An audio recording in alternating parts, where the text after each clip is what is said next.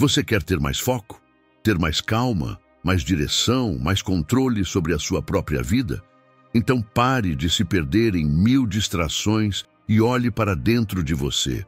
O que te esgota não é o que você faz, mas o que deixa acumulado na mente sem resolver. É o excesso de dúvidas, as emoções reprimidas e as decisões que você precisa tomar. A mente confusa é como um quarto escuro e bagunçado. Você sabe que precisa sair, mas tropeça em tudo antes de encontrar a porta. Nada funciona direito quando tudo está fora do lugar. E os estoicos já ensinavam: antes de tentar mudar o mundo, organize o seu mundo interior. O primeiro passo não é correr mais rápido, é parar, respirar e limpar. É soltar o que pesa, eliminar o excesso e abrir espaço para o que realmente importa. Uma mente clara é como o céu depois da tempestade. O horizonte volta a aparecer e o caminho se mostra. Neste vídeo, você vai descobrir 10 atitudes estoicas que funcionam como um verdadeiro reset mental. Práticas que limpam, organizam e te colocam de volta no controle. E o primeiro movimento começa com você se posicionando. Deixe nos comentários: hoje eu escolho clareza. Essa frase é o seu ponto de virada, porque quando você escolhe clareza, você deixa de ser refém da confusão e volta a comandar a própria vida. 1. Feche as portas da distração. Você já percebeu que é quase impossível ficar em silêncio hoje? Mesmo quando o corpo para, a mente continua em movimento, tentando resolver, prever, controlar. Vivemos em um mundo que não para de nos chamar, mas o maior ruído não está fora, está dentro. São os pensamentos que não se calam, os medos que voltam, as comparações que se repetem. O celular é só o sintoma visível de algo mais profundo. Uma mente que teme parar, porque parar significa sentir. Os estoicos já sabiam disso. Marco Aurélio escreveu: aquele que vive distraído de si mesmo está longe de tudo o que importa. Ele não falava apenas do barulho externo, mas da confusão interna, essa necessidade constante de se ocupar para não encarar o próprio vazio. A distração é uma fuga disfarçada de movimento. Fugimos do silêncio porque ele mostra o que precisa ser mudado. Fugimos do presente porque ele exige consciência. Fugimos de nós mesmos porque estar em paz dá trabalho. E é por isso que você se sente cansado mesmo sem ter feito nada. A mente vive tentando controlar o que não pode, resolver o que ainda nem aconteceu e evitar o que só o tempo resolveria. Esse cansaço que você sente não é falta de energia, é excesso de dispersão. Epicteto dizia que se você não governa sua mente, ela te governa. E o mundo moderno reforça isso o tempo todo. Te ensina a reagir, não a refletir, a preencher o silêncio, não a compreendê-lo. Mas existe um poder enorme em fazer o oposto. Quando você escolhe parar, respirar e não responder de imediato, você retoma o comando da alma. O silêncio que você evita é o mesmo lugar onde sua clareza nasce. É nele que o excesso se dissolve e a verdade aparece. Desligar as distrações não é sobre se isolar do mundo. É sobre voltar a enxergá-lo com lucidez. É escolher qualidade em vez de quantidade, presença em vez de ruído, profundidade em vez de velocidade.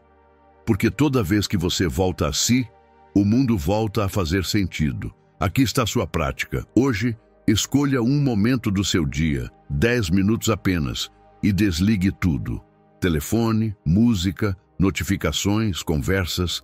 Fique em silêncio e perceba o que acontece dentro de você. Se vier um desconforto, não fuja. Esse é o som da sua mente voltando para casa. Como disse o poeta Rumi, o silêncio é a linguagem de Deus. Todo o resto é má tradução. Esse é o estado que transforma o seu foco. É o primeiro treino para a atenção plena, o primeiro passo para recuperar o que o ruído te roubou, a sua clareza, a sua energia e a sua paz. 2. Transforme sua maneira de viver. Você não pode construir uma vida nova com os mesmos hábitos que criaram a antiga. A mente humana é como um rio. Se você não muda o curso, ele continuará escorrendo pelos mesmos caminhos de sempre, mesmo que deseje chegar a outro mar. A neurociência confirma o que os estoicos já sabiam há séculos. Todo pensamento repetido se transforma em um caminho neural. Quanto mais você o percorre, mais automático ele se torna. Por isso, mudar de vida não é apenas sobre vontade, é sobre reprogramar a forma como o cérebro reage, pensa e escolhe. E essa reprogramação começa quando você deixa de viver no piloto automático e assume o comando da própria consciência. Sêneca dizia: a vida é como uma peça de teatro. Não importa quanto tempo dure, mas quão bem é representada. Essa frase é um lembrete poderoso. A grande obra da sua existência não está no cenário, está no personagem que você decide interpretar todos os dias. E, se você não escolhe conscientemente esse papel, a mente repete o antigo. Reconstruir sua forma de viver é um ato de consciência e presença. É transformar rotina em ritual, hábito em escolha e repetição em crescimento. É entender que a mudança real não vem do tempo, vem da direção. Porque o tempo não cura nada sozinho. É o que você faz dentro dele que cura. Pense nisso. Cada decisão que você toma é como um comando para o seu cérebro reforçar ou apagar um caminho. A cada vez que você repete um comportamento que não te serve mais, fortalece o passado. Mas quando escolhe agir de forma diferente, mesmo que por um instante, abre espaço para que um novo futuro comece a se formar. Não existe recomeço sem conflito interno, porque o cérebro sempre prefere o conhecido, mesmo que o conhecido doa. É por isso que a mudança cansa, mas também é por isso que ela liberta. O estoicismo ensina que crescer é se reconstruir um pouco todos os dias, sem esperar condições ideais. É deixar morrer o que já cumpriu o seu papel, o eu que se sabota, que procrastina, que busca a aprovação antes de agir. Porque o mundo não muda enquanto você não muda a forma como vive dentro dele. Reconstruir não é começar do zero, é continuar com consciência. É usar o que doeu como matéria-prima, o que falhou como aprendizado e o que sobrou como força. Como disse Carl Jung, eu não sou o que me aconteceu, eu sou o que escolho me tornar. E é exatamente isso. É escolher conscientemente o que permanece e o que precisa ir embora. É aprender a viver sem se repetir. Quando você muda o significado das suas experiências, o cérebro muda a maneira como reage ao mundo, e é assim que o passado deixa de te controlar. Aqui está a sua prática. Escolha uma área da sua vida e mude um pequeno hábito que te mantém preso. Pode ser acordar antes do sol, caminhar sem fones, escrever seus pensamentos ou simplesmente quebrar um ciclo que você já reconhece. Não importa o tamanho, importa a consciência. Cada gesto lúcido é uma nova conexão sendo criada dentro de você. Escreva nos comentários: hoje eu escolho me reconstruir.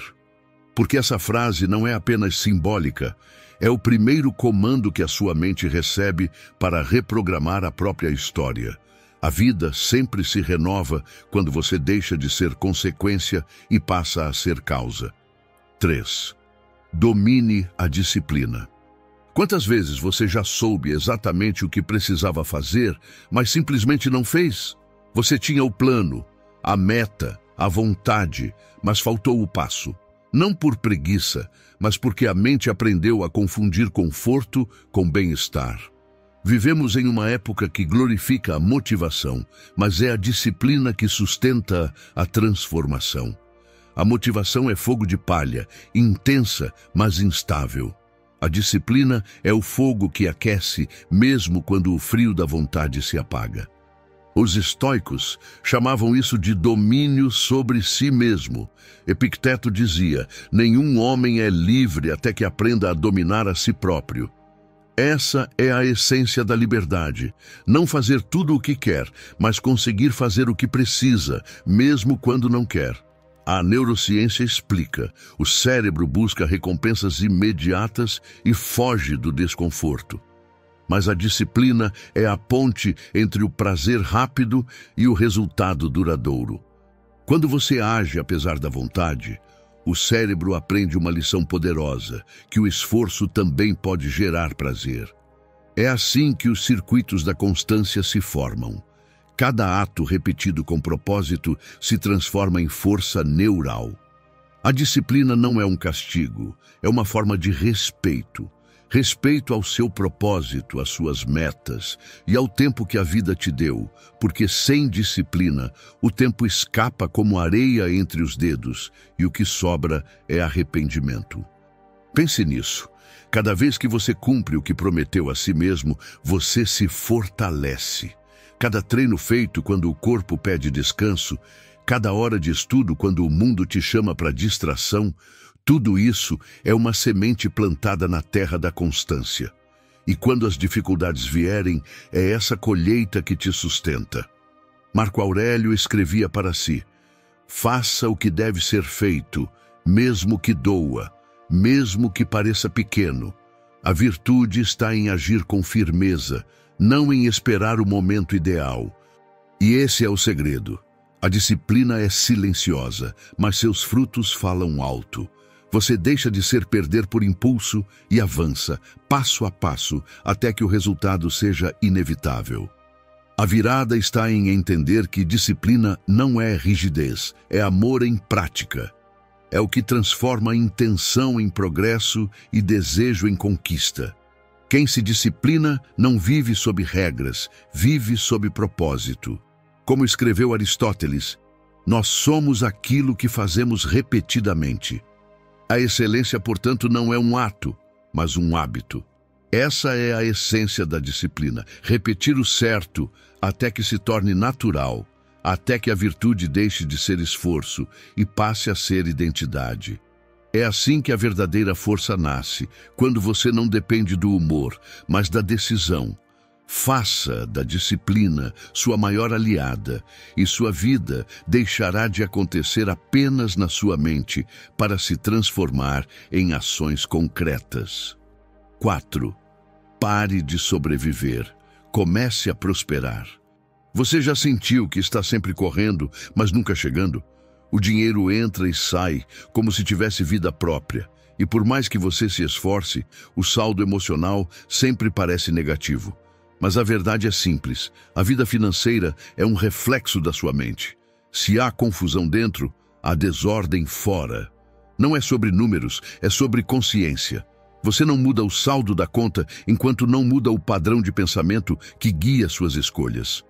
Os estoicos sabiam disso. Sêneca, um dos homens mais ricos do Império Romano, dizia: não é pobre quem tem pouco, mas quem deseja mais do que precisa. Ele entendia que a verdadeira riqueza não é o quanto você tem, mas o quanto domina seus desejos. Porque quando o desejo comanda, o dinheiro se torna um senhor, e você, um servo com algemas invisíveis. A maioria não tem um problema financeiro, tem um problema de foco.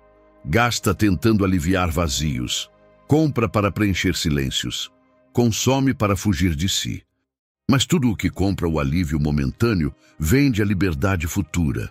Pense nisso. Cada gasto sem consciência é como regar o terreno da escassez, e cada escolha com sabedoria é um tijolo no alicerce da independência. Mudar de vida financeiramente não começa no bolso, começa na mente. É quando você entende que liberdade custa disciplina. A prática estoica é clara.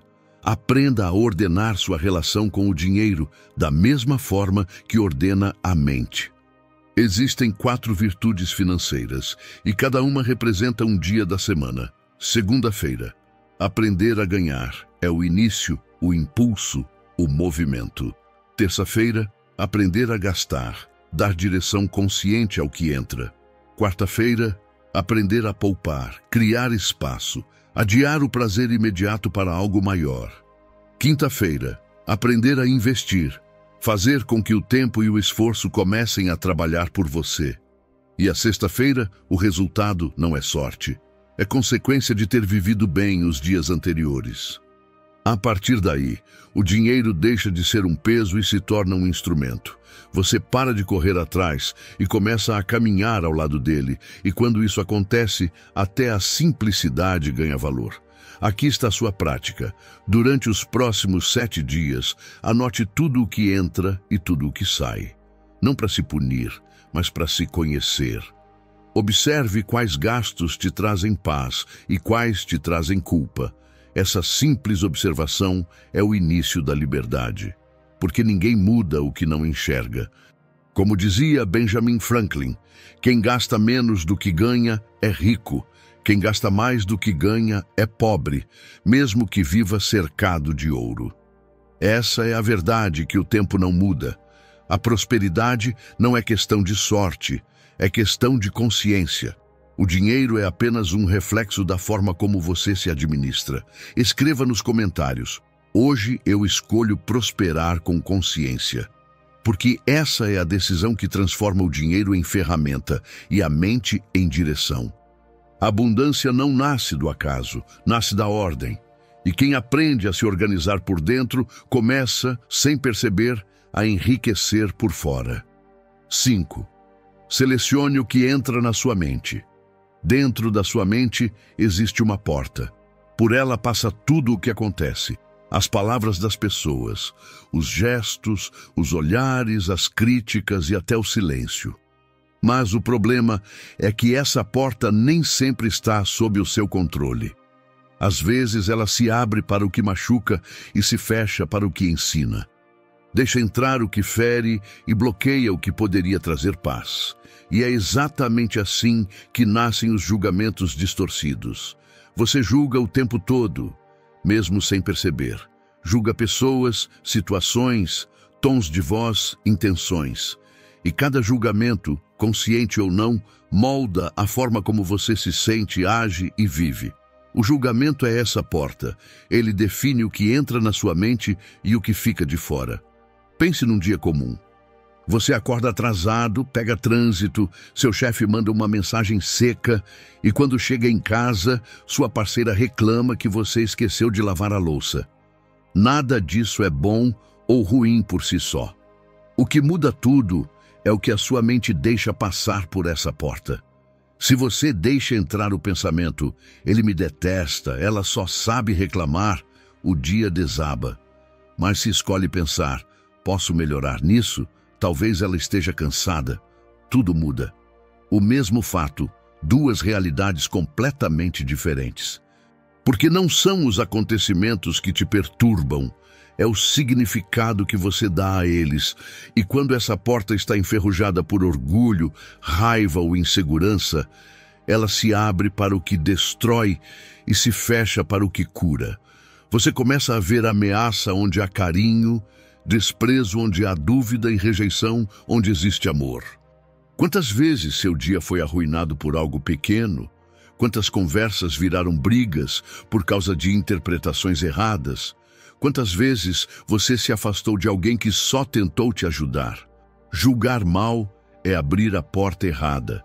É reagir antes de entender, é responder sem refletir. E o preço é alto. Você perde energia, confiança, tempo e, às vezes, pessoas que te amam.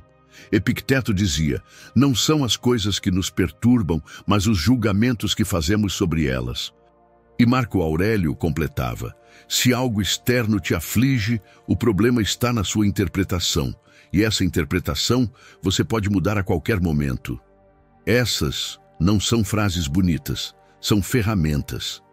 Treinar o julgamento é aprender a guardar a porta da mente. O mundo continua o mesmo, mas o que você permite entrar muda completamente a sua vida interior. Por isso, aqui está o seu desafio. Nos próximos dias, observe o que você está deixando entrar. Quando algo te irritar, pergunte-se, isso merece passar pela minha porta? Se a resposta for não, feche-a.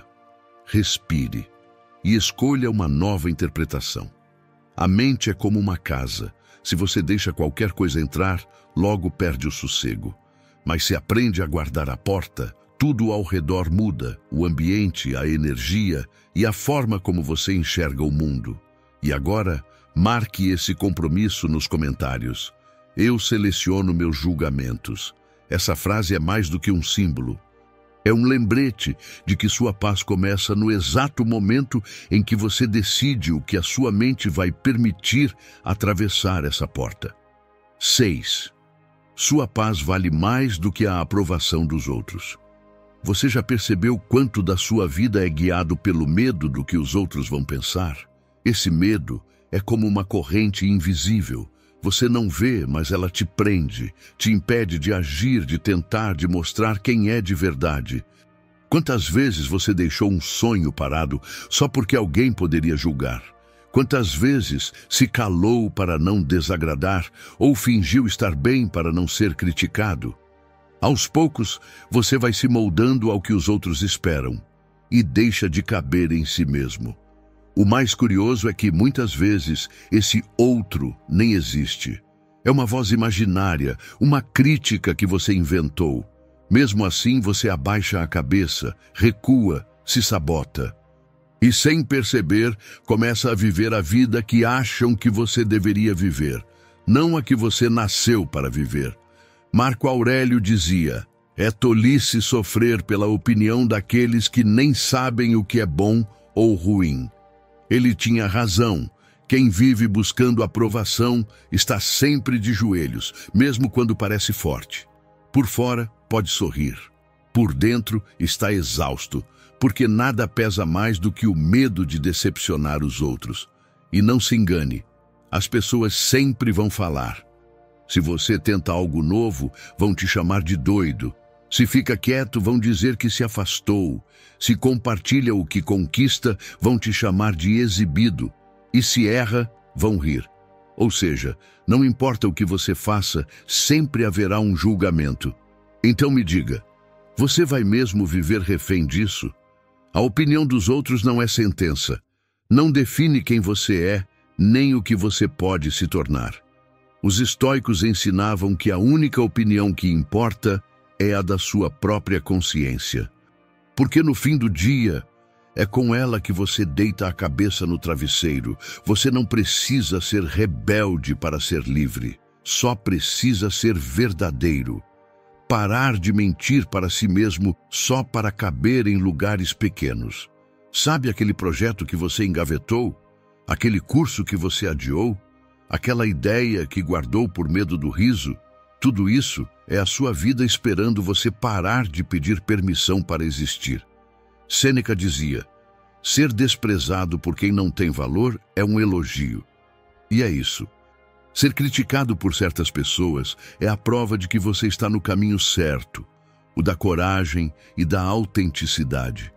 Você não precisa que o mundo te entenda, precisa apenas ser leal a si mesmo. Porque quem vive para agradar a todos se odeia em silêncio. E quem tem coragem de ser autêntico pode até ser incompreendido, mas é respeitado por si mesmo. Nos próximos 7 dias, observe quantas decisões você toma tentando agradar. Em cada uma, pergunte: isso é o que eu quero ou o que esperam de mim? A resposta vai te mostrar onde começa a sua liberdade. 7. Pare de ser dominado pela irritação. Irritação não é azar, é falta de calibração interna. Quando a sua margem de tolerância está estreita, qualquer detalhe vira tempestade. Não é o mundo contra você, é você exigindo que o mundo obedeça ao seu roteiro. A irritação cresce em camadas invisíveis. Sono ruim, agenda espremida, expectativas rígidas, metas demais para o mesmo dia. Nada disso explode sozinho, mas tudo isso aumenta o atrito. Aí um pequeno imprevisto não é só um imprevisto. É o gatilho que revela um sistema já no limite. Pense com clareza. Irritação é igual à realidade, menos expectativa rígida. Quanto mais você quer controle absoluto, mais vulnerável fica. Quanto mais flexível você é, mais espaço ganha por dentro. Os estoicos chamavam isso de autodomínio. Não é endurecer, é ampliar a margem entre o que acontece e o que você decide fazer com isso. Sêneca alertava que a raiva parece força, mas é fraqueza disfarçada. Ela te dá velocidade e rouba direção. Você vence a discussão e perde o dia. Marco Aurélio lembrava: quando alguém te irritar, recorde as suas próprias falhas. Essa lembrança derruba o ego e devolve a calma. Humildade é antídoto da irritação. Trate a irritação como um botão de volume, não como um interruptor. Você não precisa desligá-la, precisa baixar o nível. Isso se faz antes do conflito. Dormindo melhor, dizendo não a excessos, distribuindo as tarefas do dia, aceitando que algumas coisas não estarão sob seu comando. Quando surgir o atrito, use os 3 P: pausa, perguntar e proceder. Primeiro, pausar. São 3 respirações lentas. O corpo desce, a mente volta. Segundo, perguntar. Isso importa em 1 hora, em 1 dia, em 1 mês? Se não, solte. E por último, proceder. Responda apenas ao que é necessário, no volume mais baixo possível. Se a resposta precisa esperar, melhor ainda. O tempo é um conselheiro que não grita. Lembre, irritação é perda dupla, da paz e do poder. Quem controla o seu estado controla suas atitudes, decisões e energia. O verdadeiro domínio não é calar o outro, é não se vender barato a qualquer provocação. O desafio estoico dessa lição é, nos próximos 7 dias, assuma um compromisso por dia para ampliar a sua margem. Seja sono, alimentação simples, uma pausa de 10 minutos sem tela. Escolher uma conversa difícil, mas no tom mais baixo possível. E tomar uma decisão adiada por 24 horas quando sentir o pico de irritação. Registre em uma linha o que me irritou versus o que realmente importava. Você vai perceber que quase sempre era só atrito, não prioridade. Porque a paz não é ausência de problemas, é presença de domínio. E quem aprende a abaixar o volume por dentro não é invadido por fora. 8. Cuide de si antes de cuidar de todos. Desde cedo, talvez tenham te ensinado que pensar em si é egoísmo, que o certo é ajudar, agradar, estar sempre disponível. Mas existe um limite silencioso que, quando cruzado, transforma o altruísmo em exaustão. Os estoicos sabiam disso. Eles ensinavam que a verdadeira força nasce da ordem interior. Tentar consertar o mundo antes de consertar a si mesmo é como tentar secar o chão enquanto a torneira continua aberta. Sem autocuidado, o que nasce não é generosidade, é exaustão. Quando você se doa sem equilíbrio, começa a ajudar com raiva, a esperar reconhecimento, a sorrir por fora e se esvaziar por dentro. A ideia é simples. Você não repara um telhado se o alicerce está rachado, não ilumina ninguém se vive apagado, e não salva ninguém da tempestade quando ainda está tentando aprender a nadar. Marco Aurélio entendia isso. Antes de governar Roma, ele escrevia para si mesmo: domina tua mente e dominarás o império. Essa frase revela a essência do poder verdadeiro. O autocontrole é o ponto de partida de toda liderança, de toda relação, de toda vida que quer gerar impacto real. A escritora Simone de Beauvoir dizia: a maneira mais eficaz de mudar o mundo é começar por nós mesmos. E é exatamente isso. Cuidar de si é o primeiro ato de responsabilidade com o todo. Você se reorganiza por dentro para não espalhar caos por fora. Então, cuide do que te sustenta: sono, silêncio, limites, presença. Limites não são muros de egoísmo, são cercas de proteção. Descansar não é desistir, é restaurar as forças. Dizer não quando necessário é muitas vezes o sim mais honesto à sua saúde mental. Quer inspirar os outros? Viva com coerência. Quer transformar o mundo? Faça isso partindo do seu próprio equilíbrio, porque quem se abandona para agradar o mundo acaba se tornando parte da desordem que queria curar. Durante os próximos dias, observe quantas vezes você se coloca em último lugar. E em cada uma delas, pergunte: isso é generosidade ou fuga de mim mesmo? Essa pergunta simples é o começo da reconciliação com o que te mantém de pé. Escreva nos comentários: hoje eu escolho me cuidar primeiro. Essa frase é o início de uma nova forma de viver, mais equilibrada, mais lúcida, mais real. 9. Haja. Essa é a melhor resposta. Pensar demais é como dar voltas dentro de um labirinto que você mesmo construiu. A cada volta, parece que está perto da saída, mas na verdade está no mesmo lugar, cansado, ansioso e com a sensação de que falta algo. Você não está travado por falta de capacidade, e sim por excesso de análise. A mente quer certezas antes de agir, mas a vida só entrega certezas depois do movimento. Os estoicos chamavam isso de paralisia da razão, um tipo de sabedoria que pensa tanto que esquece de viver. Sêneca dizia que o medo da dor é pior que a dor em si, e esse medo é o que mantém tanta gente parada, esperando o momento ideal, o cenário perfeito, a motivação certa. Mas o mundo real não recompensa intenções, recompensa ações. Ideias não mudam vidas, atitudes mudam. A dúvida cresce no vazio, deixado pela inércia. Quando você não age, cria espaço para a insegurança se multiplicar. A ansiedade é filha da imobilidade. Quanto mais você espera, mais a mente inventa motivos para não começar. E o pensamento vira prisão, elegante, lógica, mas ainda assim uma prisão. Marco Aurélio foi direto: pare de falar o que um bom homem deve ser, seja um. Ou seja, pare de ensaiar a vida.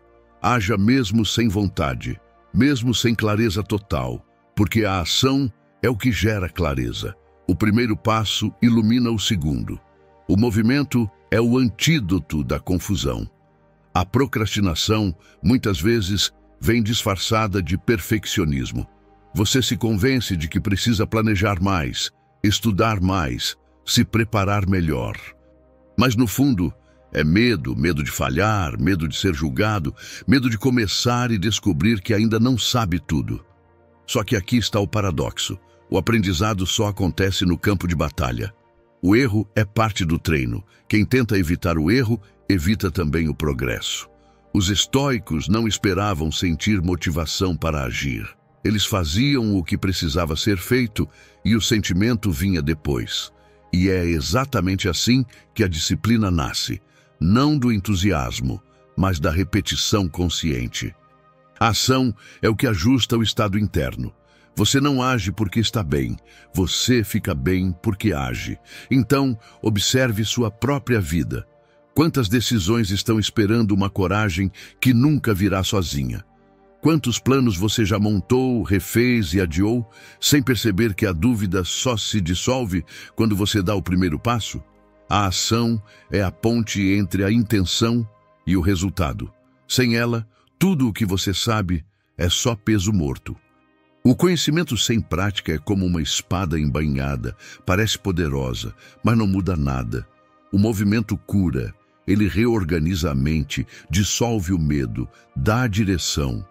Você não precisa correr, só precisa sair do lugar. Um pequeno passo diário vale mais do que 1000 ideias paradas. Então pare de esperar o cenário ideal. Haja agora, envie a mensagem, faça o treino, escreva o primeiro parágrafo, organize o que precisa ser feito. Como dizia Goethe, seja qual for o seu sonho ou plano, comece agora. A ousadia contém em si poder, genialidade e magia. 10. Pare de se preocupar, confie no que está por vir.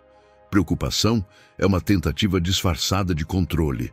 Você acredita que pensar demais é uma forma de se preparar, mas na verdade é só uma forma mais elegante de se desgastar. Quantas vezes você perdeu energia tentando resolver o que ainda nem aconteceu? Você planeja, calcula, antecipa cenários, e quando algo foge do esperado, sente como se o universo tivesse te traído. Mas a verdade é simples. O controle total é uma ilusão cara. Os estoicos chamavam isso de amor fati, amor ao destino. Epicteto dizia: algumas coisas estão sob nosso controle, outras não. Essa frase parece óbvia, até você perceber que a maior parte do que te tira o sono está no lado errado da equação. O que te destrói não é o problema, é a resistência em aceitar que ele faz parte do seu caminho. A mente ansiosa tem um vício: acreditar que, se pensar o suficiente, vai evitar a dor. Mas pensar demais é como andar em círculos tentando achar a saída. Quanto mais anda, mais perdido fica. A preocupação é isso: movimento sem direção. Sêneca já avisava: sofremos mais na imaginação do que na realidade. E ele tinha razão. O sofrimento nasce de hipóteses, não de fatos. Quando você tenta controlar tudo, perde a capacidade de confiar no processo. É como apertar demais uma corda. Você se fere e ainda assim não segura nada.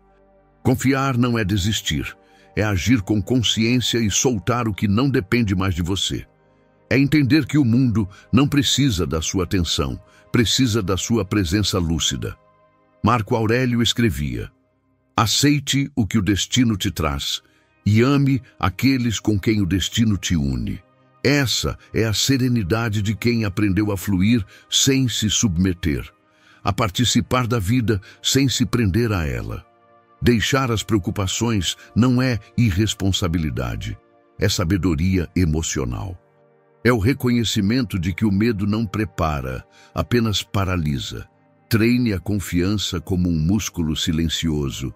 Passe a observar quando sua mente quiser controlar o incontrolável. Respire antes de reagir.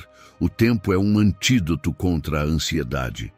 E depois, solte o que escapa, não como quem desiste, mas como quem entende o ritmo da vida. A confiança é o oposto da tensão. Enquanto o controle te cansa, a confiança te sustenta. Não é deixar de agir. É agir sem se perder na expectativa. É caminhar leve, mesmo sem saber o destino. Como escreveu Sêneca: o destino conduz quem o aceita e arrasta quem resiste. Confie, não porque tudo está garantido, mas porque você já tem o que precisa para lidar com o que vier. A mente em paz não é a que controla o futuro, é a que está inteira no presente.